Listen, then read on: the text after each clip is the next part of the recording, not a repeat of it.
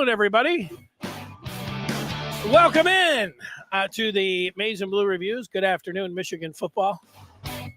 It was saying traffic was unexpectedly high. I don't know. I thought it was a slow time of year. Everybody coming in, ready to talk a little Michigan football. Here he is, former Michigan Wolverine Jim Scarcelli, who joins us on this Wednesday. Scar, people are excited. You know, it's July, but people are coming here because they know Michigan's the defending champs, but you know they're enjoying that and they're looking ahead to the season and they're like, "What's Jim Scarcelli going to tell us about the Wolverines today?" Yeah, Denny, we're about 5.5 weeks out, and people are ready, man. We're ready. A lot to be excited about. You know, Michigan, we were having some doubts. You know, we got 6 kids signed about 2 months ago, and Buckeyes got 20, and Sharon Moore's doing everything right, man. Got a great staff, kept all the players. We ain't lost nobody. And now he's recruiting, and people are believing. The recruits are believing, and flipping dudes, flipping guys from Notre Dame. That's good, man. People are coming into Ann Arbor, and they're meeting the coaching staff, and they're going into that big office that Sharon Moore is in now. I've been in that office. I've been in that office when Harbaugh was the coach. When Brady was the coach, but I didn't go into when Rich Rod was the coach, but when Lloyd was the coach and Mo. So it's been the same office all them years. But, yeah, Danny, it's a lot to be positive about, man.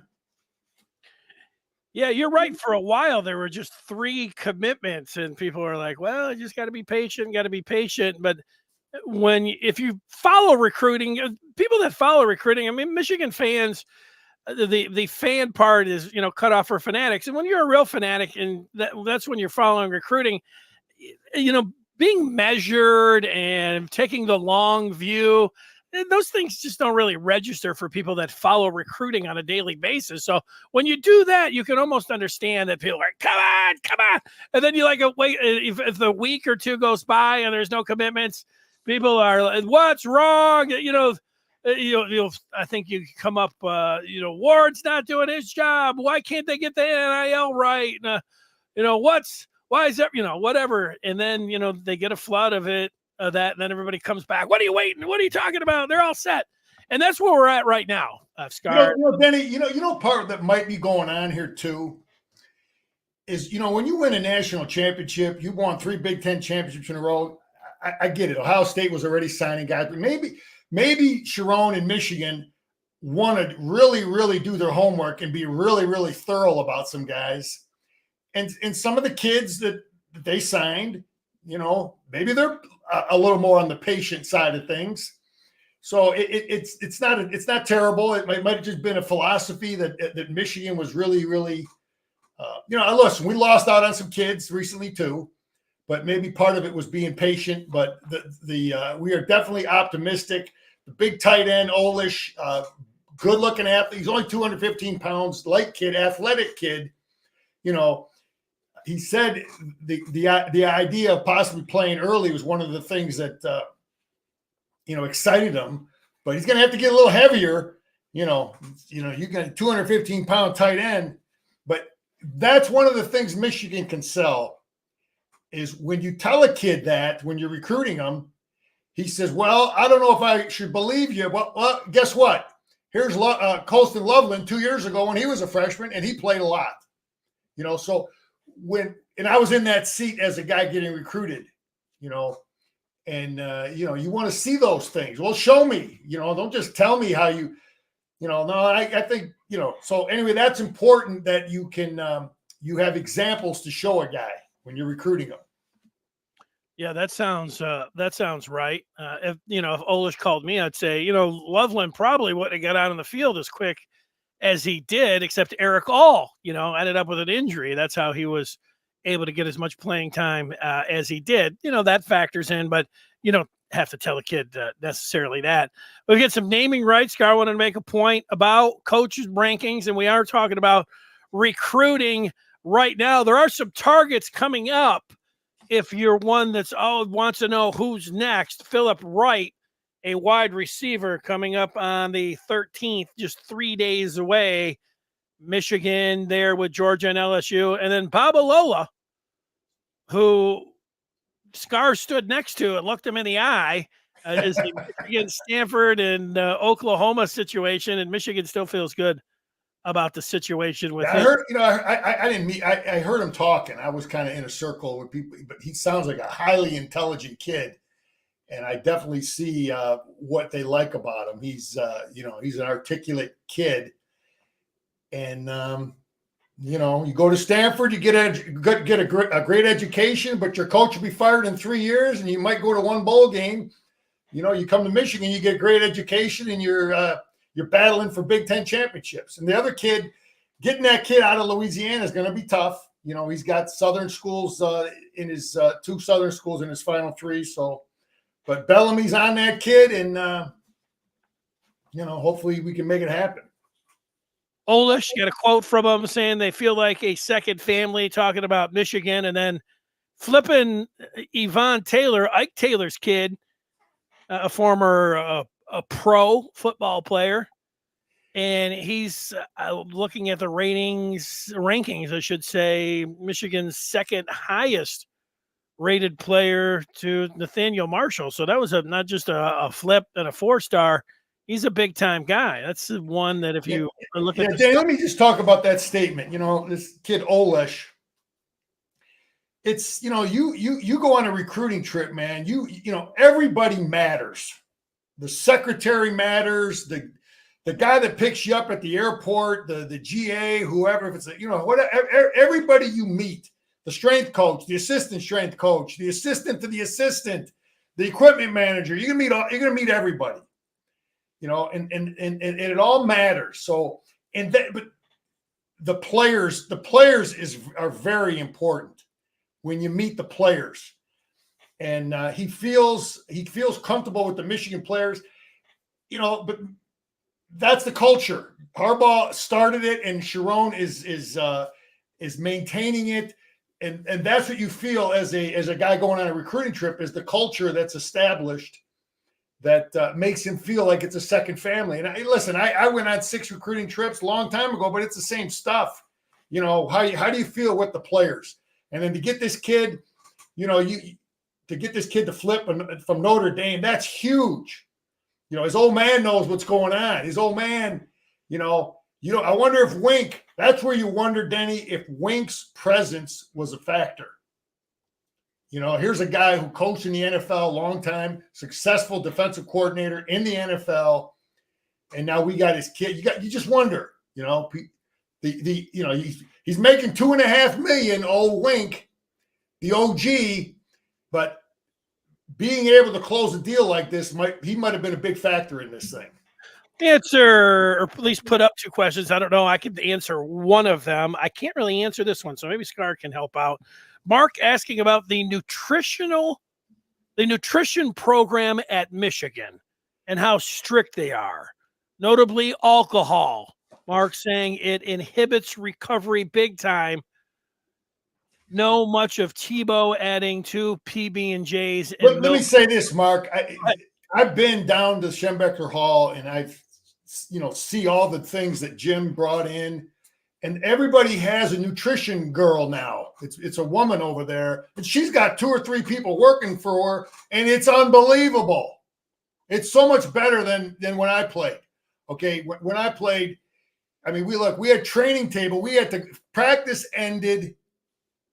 You'd have to shower up, drive to South Quad, fight for a parking spot, screw around, and it was good food. Okay. But these guys now, the meals, it's so much more thought out. Breakfast, lunch, and dinner are available for all of these players, 365 in the Schembecker Hall. So 3 meals a day, and it's really thought out. And they've got snacks and protein bars and all that stuff there for these kids. So you're spending all this money recruiting and paying. You're going to pay a guy $2.5 million to be your defensive coordinator, but you better feed your players right. So I started 230. Denny, first game of the year, I played against the Buckeyes, 217 pounds. Lost 13 pounds throughout the course of the season. You follow me? Yeah. They do a much better job now maintaining strength with diet.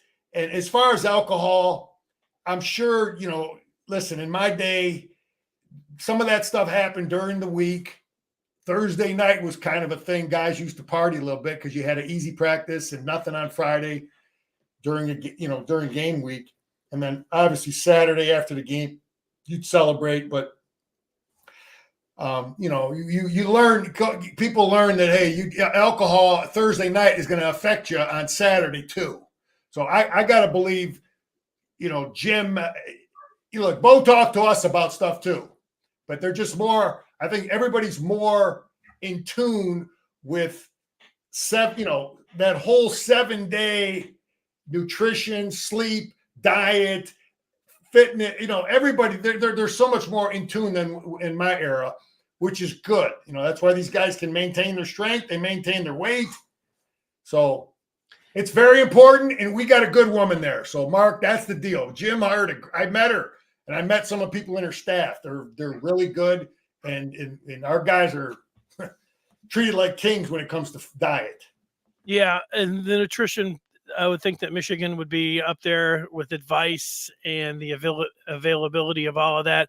When it comes down to alcohol, Sharon Moore can say whatever he's going to say, and you could say, and give the kids the advice about, like what Mark was saying, how it can inhibit your recovery time. These guys are college kids, from 18 to 21 that you're talking about, and I have found all down through the years that there's not much of a difference. I mean, Scar, you're putting your big time football player and everything else, and it's a big deal on Saturday, and you are an athlete, a super athlete, and all that. But you're not much different than all the other 18 to 21-year-olds that are there at Michigan, in that you go out at night, you go to parties, and everything in the world that is available to you, not just alcohol, not just pot, everything else, it is all out there for you. So each individual having to, how they go about it. I don't think that every Michigan football player is just, waking up and thinking about all the stuff that's going into their body and how it affects, it's just like the Olympics coming up. They have the Olympics, and they all talk about the training village or the village where all the athletes, they're at. Well, what's going on at the Olympic Village? Everything that goes on everywhere else, big time parties. They've got all this stuff going on. And these are the cut above athletes for everyone, and there's still, there might be, a little cake over there, and, but Denny, this is all about the culture of the leader in terms of the discipline that he establishes from, going to bed at the right time, getting up at the right time, going to class every day, acting right on campus, treating people with respect on campus. And obviously Jim is going to talk to him about the booze and all that stuff too. Jim's not talking about booze anymore. But I mean, I'm sure he talked about those things with his players on a regular basis, and so I'm sure Sharon is too. And that's a culture. Mark lived at South Quad in '78. Food except yogurt, mostly yikes. Steak ticket once a week. I remember, man. I lived in South Quad too. But we had training table during the season, so that was a little better food. But we only had it during the season. These guys got it 365 now, Danny. Training table all year round. Mark talking about the linebacker number 3. I'd say Rolder if I had to guess. So you got Houseman and Barham, right? Those going to be the two. I would look to Rolder, and then Jaden Hood. Yeah, Hood has looked really good in the spring. Rolder has had injury issues. He got to stay healthy. He's a smart kid, athletic kid. That's what we're looking at game 1, man. I want to see who these backups are. I know who the starting 11 are going to be. And when we see that the first rotation, then you'll know how all the battling came out of spring and early camp. That's right. I mean, I could sit over here and tell you about, the Jason Hewlett or Hayden Moore. Cole Sullivan, who's going to be a linebacker, got some burn and run in the spring game. People are really excited about him. Maybe he passes all those other guys. He's going to have a long way to go. He's a freshman. Right. You need 3-4 D fronts. Well, that's what we are. We run a 3-4. That's our base package. Yeah. That's what you're talking about. A 3-4. That's our base package. What we run against our offense when we have a bunch of tight ends, when we bring 3 D linemen in. So yeah, that's what we run, man. That's probably the first thing he puts in, I think.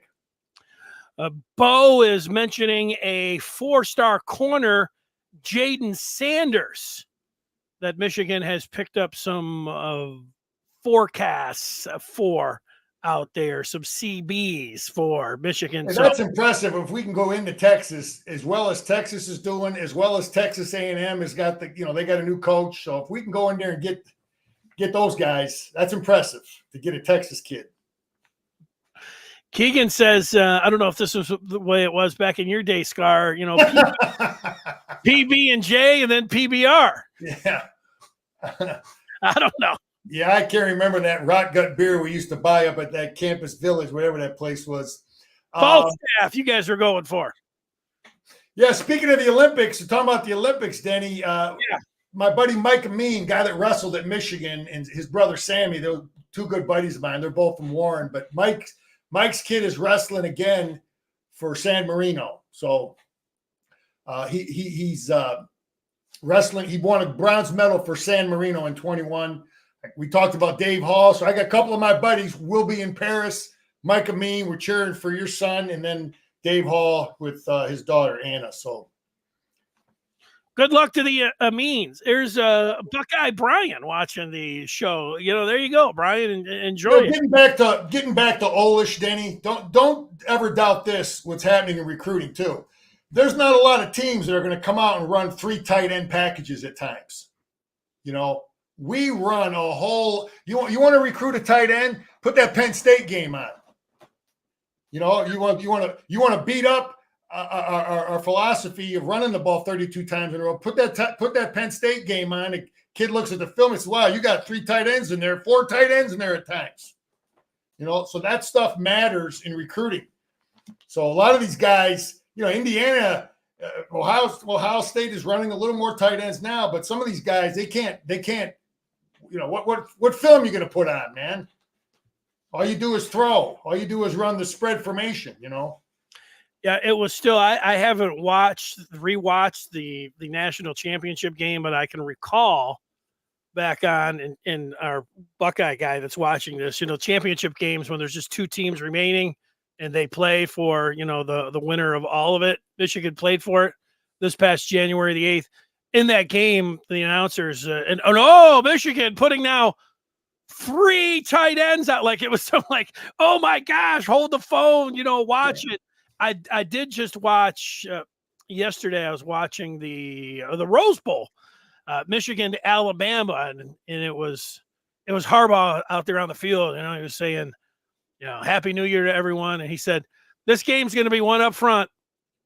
And no, it's gonna, and this one for sure. He said he always says that, but this one for sure. But my point in that game too, in the first quarter, I think it was Chris Fowler who said, and in Michigan they'll deploy 3 tight ends. It's a little bit different. If you haven't watched them, so it gets then it gets these guys out of their comfort zone. Not Saban so much because he's going to run a lot of tight ends. That was a pretty similar matchup.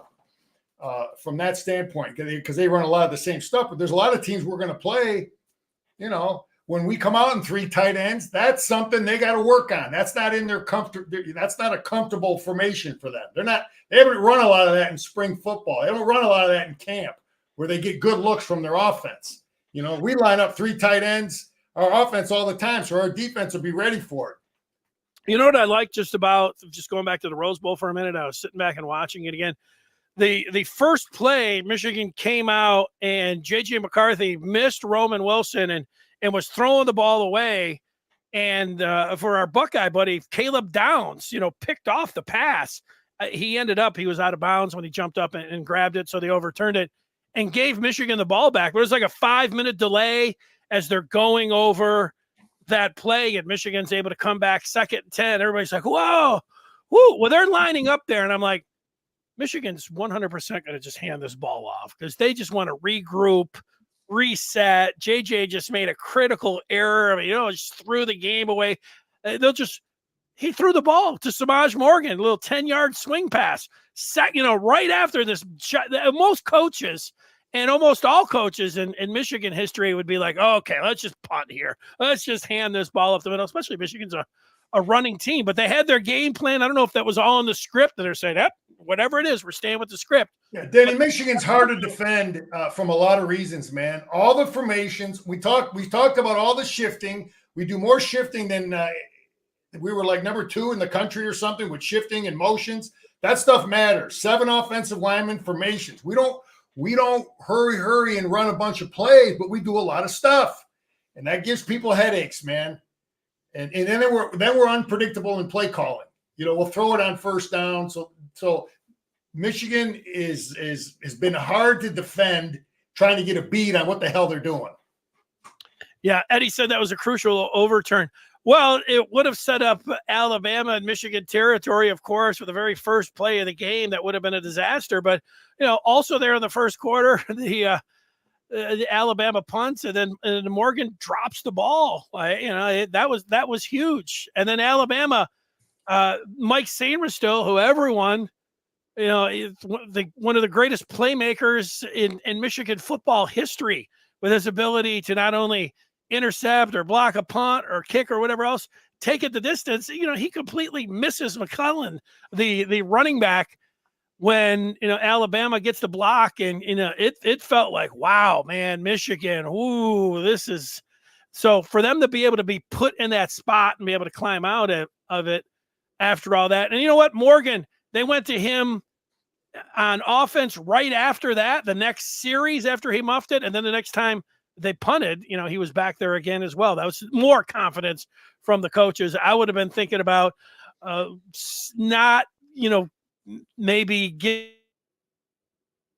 him the ball in both of those spots, myself. So that was another thing that I liked from mental toughness, Denny. Mental toughness. That all starts from the top, and you're instilling that year round, man. And you get down, you don't blink. Mental toughness.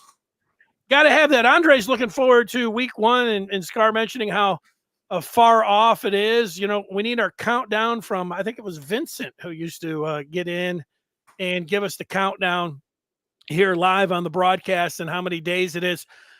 Yeah, Fresno ain't no joke, man. Their offense is going to be a challenge for our defense. They got a returning quarterback. I'm going to tell you right now, they ain't no joke. They score a lot of points. They got people back. Now we got to hammer them and move the football and get off the field, but they ain't no joke. It's a good game to have to open up before we play Texas, because it's I don't think it's going to be one of them 58-3 games. It's a good game to have. Yeah, I'm ready too. I can't get too. I can't say I'm going to get too ready right now. There'll be a spot where, and it happened last year. I was just preaching to everybody like, hey, it's like JJ McCarthy, would say, just stay in the moment, just think about what's happening right now. I always talk about that as the key in meditation, being present. And I was like, come on, but that's what it is. But then at some point, I'm saying all that, and at some point it'll be like, I'll be right where Andre says, I'll just be ready. Then I can't wait. But I don't want to, it's hard. I don't want to go there until I have to, go to the spot where every day I'm waking up and like, come on, I got to wait for football. I can't wait for football. So I'm just being patient on all of that. Looking forward, well, Danny, we got the Olympics, man. We got breakdancing in the Olympics. I know you're fired up for that. The last time I seen breakdancing was in 1983 down in New Orleans at the Sugar Bowl. That's the last time I see. There were guys breakdancing all over Bourbon Street. You had dudes breakdancing on every other corner, and you had 2-3 prostitutes on every other corner. That was my memory of 1983 Sugar Bowl, New Orleans, Bourbon Street, breakdancing, and you got to dodge the break dancers and the street girls. Breakdancing and hookers. It's been a long time since I thought about breakdancing. I did have in 7th or 8th grade a sweet pair of parachute pants, though. Those things were. These dudes were good, man. You know, they had a little bucket out there. You throw a couple nickels in there, quarters in there. They were good. They were good breakdancers. They were all over New Bourbon Street. Just wanted to point that out. I know it's an Olympic event. No baseball, but we got breakdancing. Yeah. Okay. Yeah, that's right. Well, you know, even before that, this weekend, if you like tennis, you know, Sunday's the day. Well, Saturday, actually, this weekend, you know, the women's final will be there as well. But there's good tennis on Friday to be had, and then Sunday morning, you know, if it's Alcaraz and Joker, you know, that should be something. You know, that is something that I'm looking forward to. But so I also have the what they call the Open. You know, the British Open. That's coming up as well. So there's 4 days for me. I got Wimbledon, and then you know, it's you know, the Lions preseason game is less than a month away. How about that one, Scar? Sure.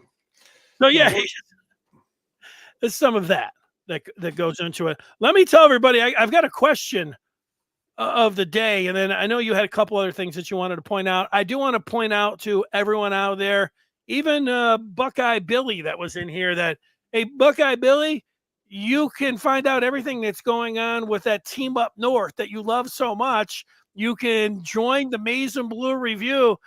I don't know how welcome you would be going on there, running some of the, you know, the stuff that you're running, like on the feed over here, but you definitely will get some reaction from the Michigan fans.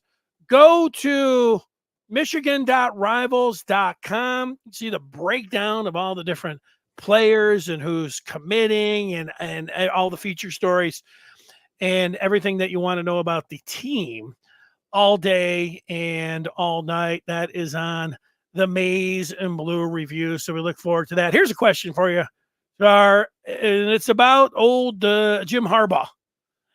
What will Michigan miss the most about not having Jim Harbaugh? Denny, we won't know the answer to that question for a couple of years, honestly.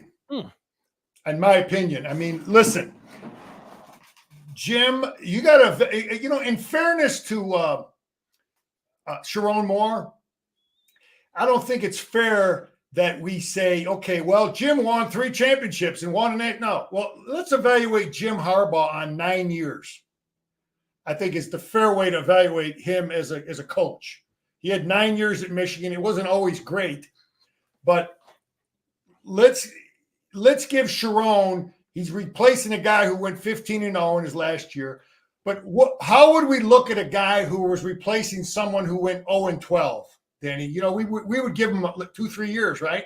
Right. Before we start saying, you know, because I get there's a world of difference between replacing Urban Meyer, like Born on Third Base did, you know, and then replacing Tom Allen over at Indiana right now. So there's anyway, what we're seeing from Sharon, we got nothing but optimism. I told you, great staff is hired, players have not left, and he's recruiting. So what we're going to see is the whole thing come together. 12 games. Look, Sharon, you know, he was the interim coach, but we're going to see it all come together. You know, how are we handling injuries, game in, game out, preparation, our coaches staying, our players staying, who's leaving. You know, we can't evaluate that question. It's a great question, but I think in fairness, we got to give it a good year. Let's go through a good year and then ask Scar that question next year at the end of the season, in my opinion. I think it's a good answer. I answered this question the same way that I was listening to somebody talk about the upcoming college football season, and they said, "Oh, Alabama, it's totally different now that they don't have Nick Saban." Like that, you know. And what it is that it's just they become so big, and when Michigan wins it all, and then next year you've got to come in, everything that Sharon Moore does is going to be compared to, and like you said, it's a good idea to, you know, you got to give him the 3 years. And then Harbaugh was not just last year, it was 9 years. And really, it was just these last 3 years where he hit it and had everything going. But That's not what people will do. The everything, is they haven't lost a game in so long, and his 3-year run was so incredible. I think if it was one, it's a confidence. I think other teams that they feel like, okay, they don't have Harbaugh in there. This is not, the Michigan that won the national championship. I mean, he had such a large presence, and so it's a confidence. Now the team, that's how I think the opponents look at it, how Michigan inside, how they internalize it, how they got to get some confidence. Look, hey, Denny, Jim hired great coaches, man. He doesn't fire Don Brown and hire McDonald. None of this great stuff is happening. So Jim hired great. Jim is a highly intelligent guy. He has all the things you need to be a great leader, man. He's a friend of mine. He's my teammate. He's highly intelligent. He's great communicating in front of a group, great communicating individually. He understands and has an eye for talented coaches. He put his system, his offensive system, his defensive system, he understands it. He gets it, and he's recruited good players, and he developed a great culture. And let's just give Sharon what do we got here? Tim says, I don't think we'll miss him other than the wind he provided, and totally confident in Sharon and his staff. Jim gave us culture. We need to continue that. I mean, I went from Bo to Coach Mo, and the culture stayed the same, and Mo took it to another level. So yeah, everything is in place. But Sharon will, get to display his. Let's look at a good year and a half, 2 years, and see how everything's falling in place. Our coach is excited to work for Sharon Moore. Or are they getting promoted to other jobs, better jobs? You can't control some of that. But we'd like to think coaches are happy, fired up. Good players are happy, fired up. We got great scheme, great stuff. And look, he's going to put a tweak. Sharon Moore is going to tweak something offensively. I guarantee you a couple things are going to be a little different. And obviously, Wink has got some things, but you don't know what Sharon's influence will be on special teams. The guy is back. He was an assistant under Jay. But, we don't know. We're going to see what little tweaks he does special teams, what little tweaks he does on offense, defense. Does he want to pound it more? So I'm fired up, and I just think, let's wait a while. The quotes are fun, man. Yeah, listen, Jim's fun. A lot of people call it quirky. I don't know what the hell that means, but Jim is funny. I got to believe, as a player playing for Jim Harbaugh, you come into practice every day, and he's going to have a quote or something funny to say, something to break up the monotony of the grind. And Bo did that at times, which was great. Well, Scar, in fairness, they called Harbaugh quirky because they didn't want to call him weird, because that makes it sound like a negative. But Harbaugh did a lot of weird things. He was a bizarre guy. And it was like one day, he would sit around talking about how much he loved Judge Judy. The next day. How was that weird, Denny? He's just a normal guy. What's weird about Judge Judy? Well, I don't know if it's, maybe not Judge Judy. Sleeping over at a recruit's house, climbing a tree, milking a cow. We understand why he was doing all those things. Quirky in that, he's, looking over here, looking over there. And, he was all football. That was a way of saying, that's his way of saying that was a dumbass question, Yeah, well, not all the questions were dumbass. Some of them were spot on, and that, I think Jim had a way of letting people know he's just a normal guy. I'll climb a tree, I'll do whatever, man.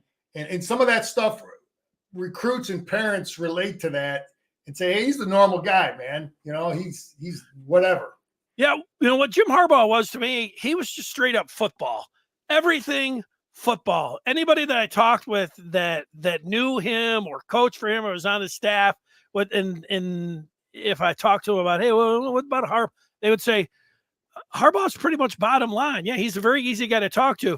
Football is what he wants to talk about. Everything is revolving around, what's going on with football, and he wants to win. And I've already seen it was, Justin Herbert And a lot of those guys out in LA, they're just like, yeah, it's just business. We're ready to go. He's got a way about him talking about winning, and that's what he wants to do. So I mean, that's what it is.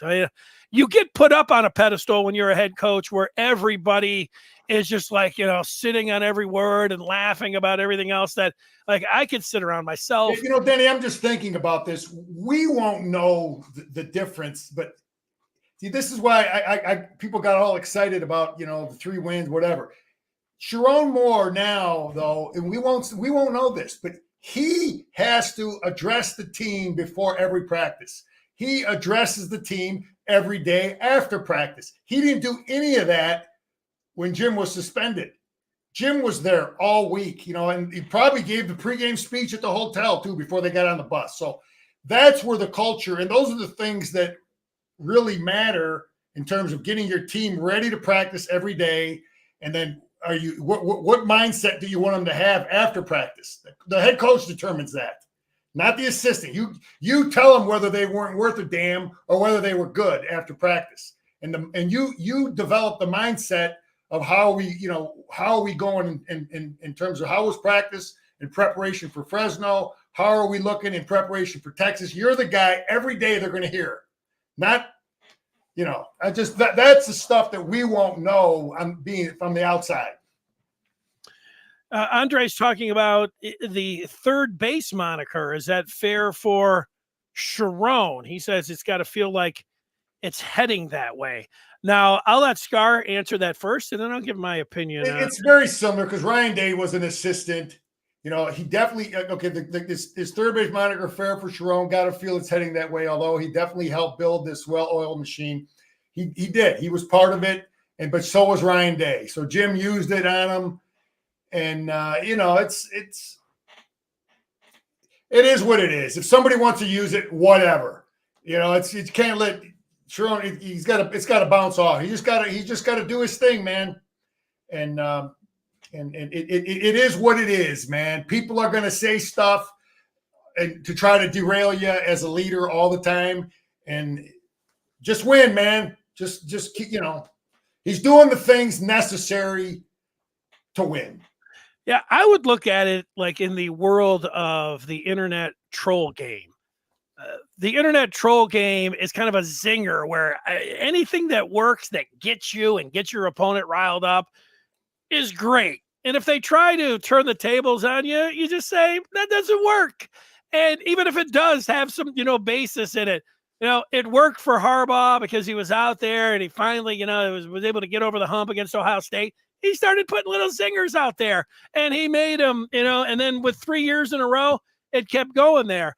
I could tell you that if Sharon Moore is having success against Ohio State and is his own guy with Michigan, that you're not going to worry about what anybody's saying about anything else. It's like you start losing some ball games and things come apart. Well, that's when, your rivals start, pecking away at little different things. And then those things become bigger and bigger. It's a troll game.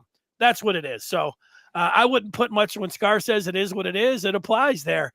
Anything that an opponent says, like right now, you just go and show them your championship ring. Michigan's the defending champs. You really don't have any ground to stand on. You sound silly if you're saying anything about Sharon Moore right now. You got to wait and let that play out a little bit before anything is going to happen, that way. At least that's the way I see it, Scar. Yeah, it's trash talking, man. Jim started it. It is what it is, man. So yeah, like when they're out the door, to be honest, we're going to go through like when Urban Meyer was at Ohio State, Meyer left and Harbaugh took a shot at him out the door. And to me, that didn't really land. Harbaugh hadn't beat him. It didn't really land for me. Any of the trash talk that Harbaugh was throwing at Urban Meyer, I don't even remember what it was about. But, Michigan fans were like, yeah. And I was like, it didn't seem the same way. Now, because he was able to beat Day on the field, whatever he was going to say, it worked that way. You kind of have to earn your spot to be able to throw something out there. And that's why for years I would see Michigan fans, trolling on Twitter, and they weren't beating Ohio State, and they weren't getting to the Big Ten championship game, and some of that stuff about not being able to find your way to Indianapolis, it stung. It hurt. Those kind of troll things worked against Michigan. Michigan didn't really have a leg to stand on. Right now, they're very sturdy and have a lot to stand on, so you feel pretty good about it. So that's where I'm at with it. Yep, I agree. All right, go ahead, Scar. You wanted to get into some coaching rankings, and what about these naming rights that you wanted to? Well, I saw CBS had coaches rankings. They're ranking the different coaches in the different conferences. And, I ranked mine a couple weeks back, and I just don't think it's fair to rank Sharon Moore, put him in the rankings, though he's never been a head coach. And I don't think it's fair to rank the guy at UCLA. He's never been a head coach. But they had the guy at UCLA dead last. I'm just taking a shot at the clowns ranking guys who have never coached, and because they never coached, you want to put them last. He took over UCLA, and it gets back to that born on third base stuff. It's a world of difference replacing the guy at Ohio State, the guy at Michigan, whatever, compared to replacing Indiana, replacing UCLA. So I guess I'm defending the new coach at UCLA, that it's a total joke to say he's the worst coach in the Big Ten because he's never coached before. So I'm defending that, and I think it's wrong. And Sharon Moore, they had at 15. He shouldn't be in the rankings either. Let's give him a year, and then we'll start sizing up Sharon at the end of a year, I think, in his rankings. But Denny, one thing in recruiting real quick, and I'll let you go. But Missouri, watch what's going on with Missouri. They're recruiting some kids. Yeah. And I think a lot of that might have to do with they have a state law that is allowing them to pay guys more easily than other schools all around the country, the state of Missouri.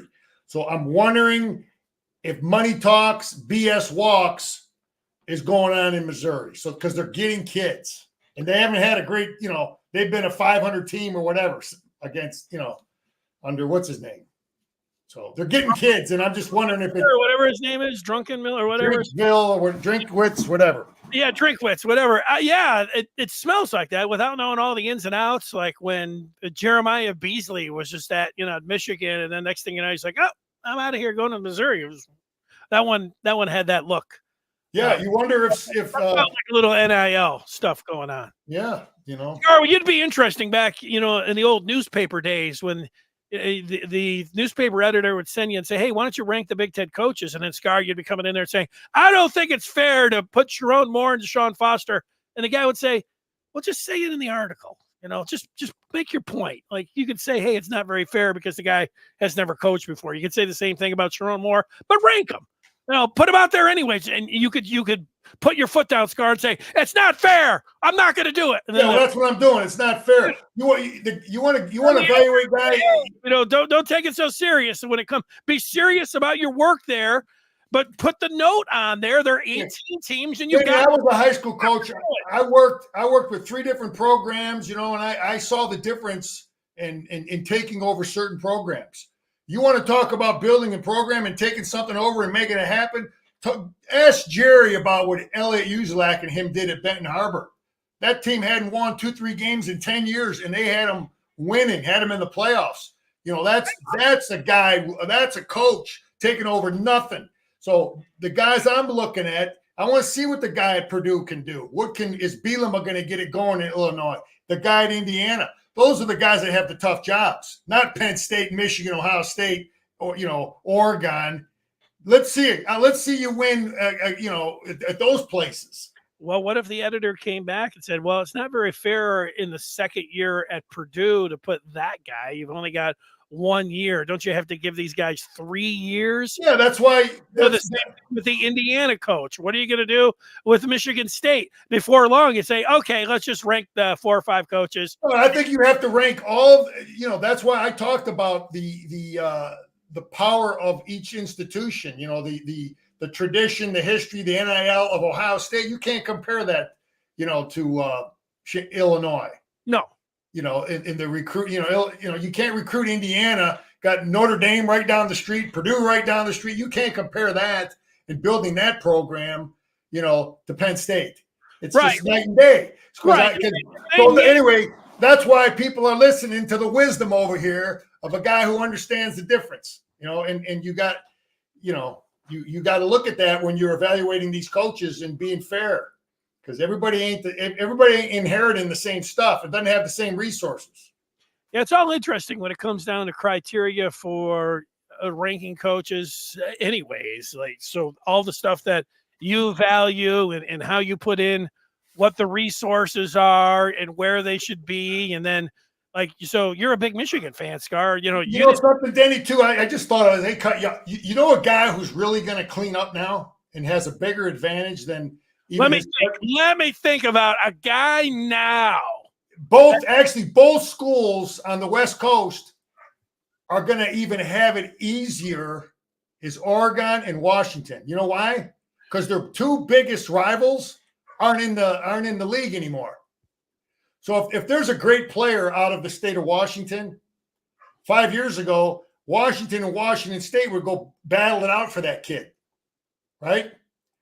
That kid playing for Washington State, what the hell league are they even in? He's not going to Washington State and play against San Diego State and Boise State. No, he wants to play in the Big Ten. So the way Washington State was thrown out and Oregon State was thrown out, that is definitely going to help Washington and Oregon in recruiting big time, because they're going to lock up their state. We got to still deal with Michigan State with recruiting. So, anyway, that's something that I just thought about there. That is, I think, a huge factor in terms of maintaining a great program for like Jed Fish and now Lanning over at Oregon. They got it even easier than their predecessors. You mentioned Jed Fish. I've seen a couple different features on him. I wonder if he's going to wear the track suits, there at Washington. He looks like he's getting ready to go play tennis. Every time I see him, he's wearing the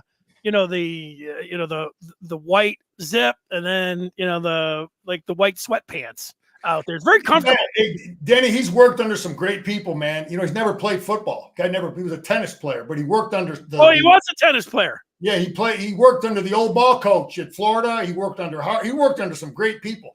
But I see the guy, and I think he's a great recruiter. He understands the whole big picture. He built Arizona, man. He's got my respect, to do what he did at Arizona, as bad as they were. And that's why people, those are the things I'm looking at. That's why I would rank him pretty high. I would too. What he proved, what he did in the desert with Arizona. I'm also, I try to be as unbiased as I can, even though here I am on the Maize and Blue Review. But here's another bias that comes in. Last year, I was in early on Arizona, and I was betting them a lot. And then I was riding. I'm like, I'm going with Arizona. I'm going with Arizona again. Arizona was my team. And when it came down to betting last year, and so, I was all about the Wildcats and Jed Fish and everything else, but so I feel a little bit biased, and then I know he brought a physicalness to that team. I saw the physicalness that he developed and brought to Arizona, and you wonder if that's some of that Harbaugh influence. Yeah, they got to replace more players than I think they only have on offense and defense, and I see 2 or 3 starters coming back. So they got Washington does. Yeah. That's right. Okay, well, they might have some great players behind them. We got some great ones too. Oh yeah. Well, that's everything. Like, it's funny that you say that, because I was looking at someone who was but Michigan's got to replace their entire offense except one player. Well, everybody can come back and say, oh yeah, but these guys behind them. Oh, the offensive line. These guys, you say it. Both you and Jerry say it. You guys are not worried about the guys up front. It's the key to Michigan and everything else, but you feel confident in the guys that have been waiting around. You point to the film that you watched in the spring game. Crippen, Jerry put him as his breakout player, Greg Crippen there, the Michigan center.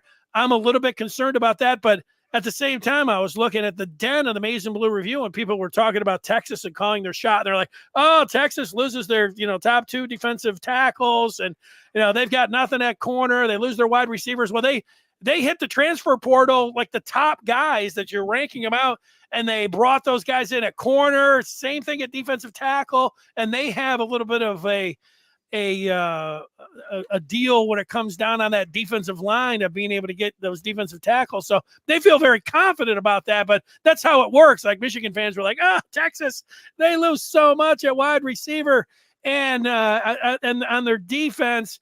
And then, but Michigan's going to be all right. Well, because they brought in the transfer portals and they've been developing guys. So that's how it works. Yeah, it was nice to see. They got some good D linemen that left, but they're like Michigan, man. They don't rebuild, they reload. They got great players. He's recruited great players. Denny, in terms of the naming rights, the Big 12 is behind financially compared to the Big 10 and the SEC in terms of what they pay out to all their schools. So they're talking about naming the conference, the Coca-Cola Big 12 conference or the AT&T, whatever. So they're going to do a bunch of things. They're going to put, naming fields and naming all kinds of stuff. So I just think, I worked at Tiger Stadium back in the day. I remember Jim Campbell didn't want nothing. He didn't want any signs anywhere in that stadium. And then he changed his mind later on when he saw all the money that was potentially happening. They used to have just bat day and ball day. Remember, Denny, down at the ballpark? There was 2 days a year, bat day, ball day, and maybe hat day. And then they got Campbell to change his tune, and you had all kinds of different days to market, and they had signs up all over the stadium. Anyway, that could be coming if this NIL stuff is going to continue to be such a huge factor. They're going to look, every college is going to look, every conference is going to look for ways to make money to be able to compete in the recruiting battle. And if you got to, however you get your money. So the Big 12's doing it. You're going to see signs at Michigan. You're going to see more advertising at Michigan Stadium. You might see a darn advertisement on the field. It's coming, man. So you want to recruit and pay these guys. Hang on. Not every school have the likes of the Scarcelli in their own backyard. Well, we had some good coaches, a lot of good players we played with over at Warren Woods. Anyway, that's. The thing with me about advertising is that it works. But people don't like it when it happens, but then they get used to it pretty quick. But I watch hockey. I still don't like the advertising on the helmet. The Red Wings had a patch on their jersey. I hated that. I don't like the patch on Major League Baseball uniforms. The basketball ones, it looks like they used to give away free jerseys. That's what it looks like. It makes them look cheap, but they're getting so much money. They don't care about that. I think Michigan's in a real unique spot in that they've always resisted having advertising in the stadium. You go up to East Lansing, they've got a little tarp, that's down there on the corner for, cell phone or whatever else. And they've got it everywhere. Michigan has been like the Masters. The Masters, they care about the patrons and having this particular look and everything that's going on, how the commercials even that they're only taking. Michigan has that. That's a tough way to go. So you're going to be Michigan. Now, you could argue that, look, Michigan's got a basketball guy on their jersey and they're on their big jumbotrons now. There is, I think it says Sony right on there if you're getting technical, but Michigan has gone that route, the same as the Masters. They might be the last ones. Hopefully, if they do go that way, if they want to call the Sunoco, the Michigan Stadium brought to you by Sunoco, I really wouldn't like that, but I would like that better than them putting some kind of cheap patch on the uniform. Denny, people, listen, I get it. Michigan, and they beat up Dave Brandon for changing the, remember some of the stuff at the stadium? Remember how much he got beat up? Dave Brandon was a joker, Star. Anyway, he got beat up for changing the traditional stuff at Michigan Stadium. That's right. So I get it. I'm part of it. Michigan likes their tradition. They want it like it is. Keep our stadium like it is. Keep things we don't want to change stuff. Don't be messing with our helmet. Don't be messing with nothing. Okay, that's all good. But Sharon Moore and Dusty May, those are the guys that are going to have to go into them living rooms and recruit. Okay, so as long as if I'm putting myself in their position. So as long as those guys have the pocketbook and the NIL to go compete with these guys that are that got their field named after whatever, Coca-Cola, Pepsi, whoever. So just don't shortchange me, man. If I'm the guy trying to, and I got to bring these recruits in, and I got to beat Ohio State, I got to beat all these other guys. So tradition is good until I'm getting beat on the recruiting trail. So that's my take on it. You just make sure that Dusty and Sharon and our hockey, baseball, all our other coaches, that they got the wallet to step up. Yeah. Mark, talking about how things look in NASCAR, NASCAR people, they're used to it. As soon as somebody wins, they put their hat on and they say, hey, I'd like to, thank the Pensacola team here. Everything else, our target car was running great. And everybody's like, it just runs right off because they're used to it that way. And they can do this. And that is what's going to happen. I see it at both the Tigers and Red Wings do it right now.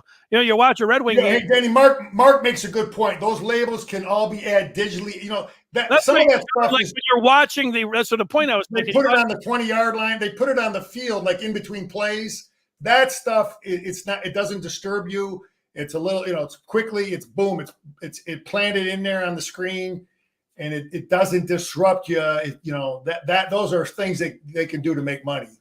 Well, and that gives you some value if you're really talking about it. If you're a fan and all of this stuff thing, you feel like it's bombarded and, oh my God, it's NASCAR. If you're watching it on TV, when you see the Red Wings and they have a bank above the goal there, and you're like, that's, at first you're like, is that something they put up there? No, it's just digitally in there. The Tigers do the same thing now behind the plate. They put it over there and it's only on TV. If they did that, it gives you some value. If you're going to the game, you don't have that. Maybe that'd be the first thing to look at. But you're right about as long as you're winning and everything else. But if it's a money thing and you can put a bank decal on the Chrysler Center floor, and Dusty May is going to get an extra $1 million or $2 million to go out and go after a 5-star like Acuff, and be able to try to fight fire with fire when it comes to John Calipari and because Dusty and Sharon, they don't care about tradition if they're getting crushed on the recruiting trail because they ain't got the wallet. So that's my point. We got to see where this thing goes, and you want your traditional conservative, we don't change nothing mentality. That's all good, but don't let me get beat up on the recruiting trail. Well, and you make a good point about the Ira and J. Nicky head coach, Sharon Moore, who's got that name out and in his office. And he's addressed like that whenever they put his name over there because of naming rights for the head coach. And those are already there. Yeah.